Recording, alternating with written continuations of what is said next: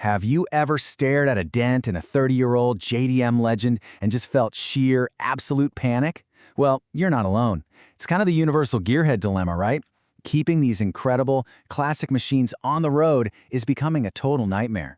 You spend hours scouring forums, hunting down discontinued parts, and agonizing over that painful debate of whether to save a classic from the crusher or just strip it for parts to save another one.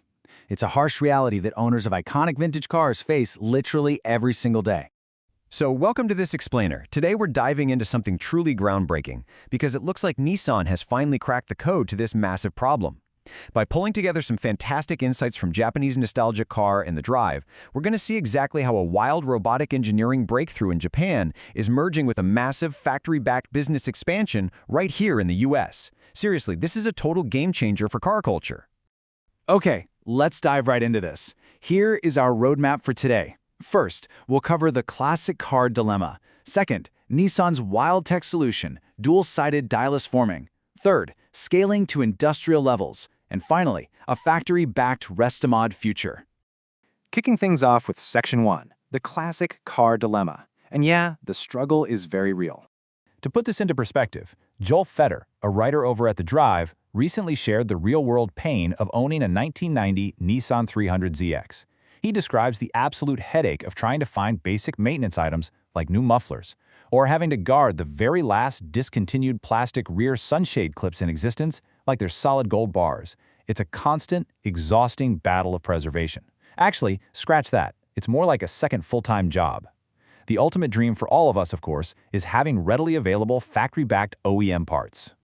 So, you might be wondering, why not just stamp new panels? If the demand is there, why doesn't the factory just fire up the old machines? Well, traditional stamping requires giant presses weighing tens of thousands of pounds.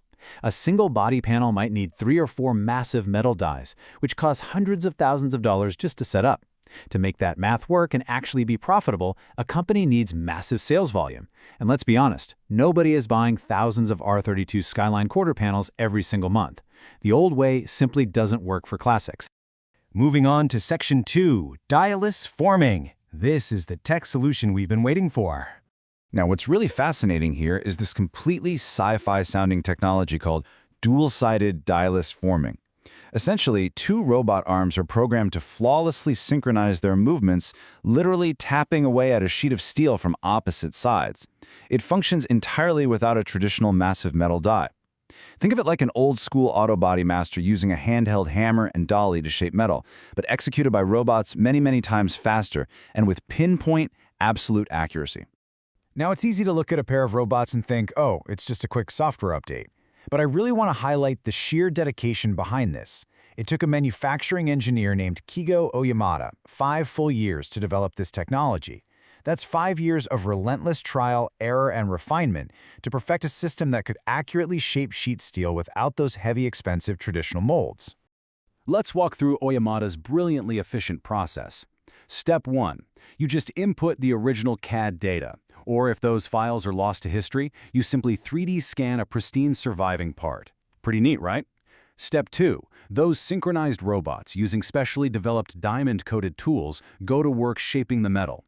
And Step 3 is where the real magic happens for efficiency. There is 0 lubrication required during the shaping process, which means the parts are ready for paint immediately. No messy cleanup. This process finally allows automakers to do small production runs for body panels without dropping millions on heavy presses. Let's look at Section 3, Industrial Scaling, because this is turning into a massive pivot. You see, this isn't just some fun, one-off science experiment in a lab somewhere. It's a very real business strategy. Take this exclusive quote given to The Drive by Ponzi Pandakuthra, the Senior Vice President for Nissan North America. When asked about enthusiast parts, he said, "Tell you what, Joel, you give me between 6 and 12 months, and I'm going to give you a guy who is going to facilitate this stuff at an industrial level." That is huge. It proves that factory-backed support isn't just a pipe dream for American enthusiasts anymore. It's actively happening in the next 6 to 12 months. He goes on to say, we won't dabble. We're going into an actual facility where this stuff can be done. I mean, talk about an aggressive and intentional strategy. Pandakutha revealed they've specifically placed an executive with a hardcore motorsports background in charge of all this.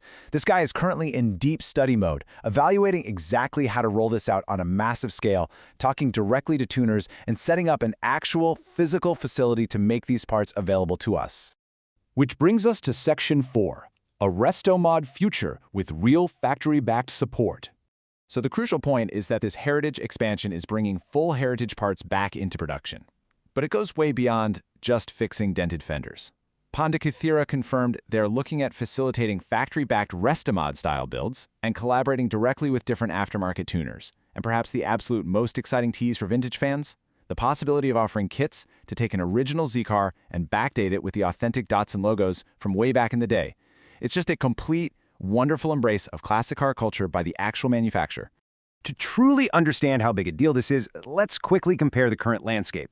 Toyota has been dabbling in AE86 engine parts and some super components. Honda is kicking off an NSX program and has parts for the Beat. Mazda, they have a really well-known and loved program for the first-generation NA Miata. And hey, these are great programs, absolutely. But none of them, as far as we know, include manufacturing entirely new large body panels on demand.